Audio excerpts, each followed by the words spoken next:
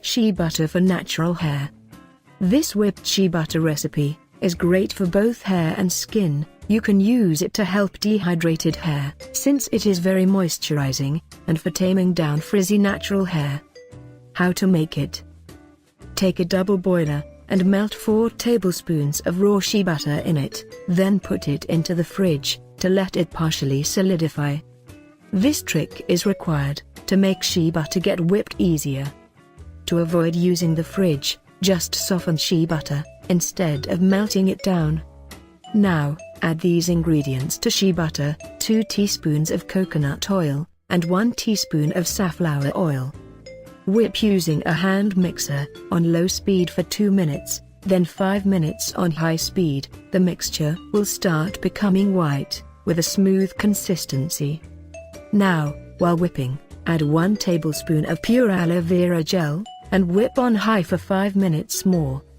At the end, add 10 drops of geranium essential oil, 5 drops of lavender, and 5 drops of tea tree essential oil. Continue whipping for 30 seconds, until the final substance becomes smooth and creamy. Transfer it into a clean mason jar, and use it to slather all over your hair and skin. The benefits of the ingredients.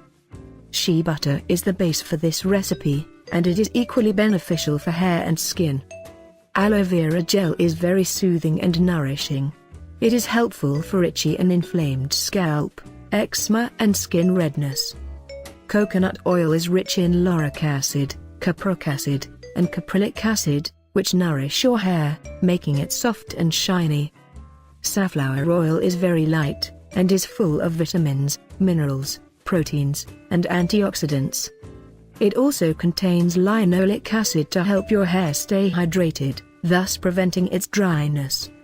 Tea tree essential oil protects hair due to its antibacterial, antiseptic, antifungal, and antimicrobial properties.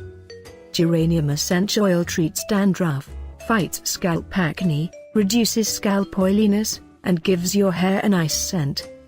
Lavender essential oil cleanses hair and skin, treats acne, soothes skin inflammation, and prevents premature aging.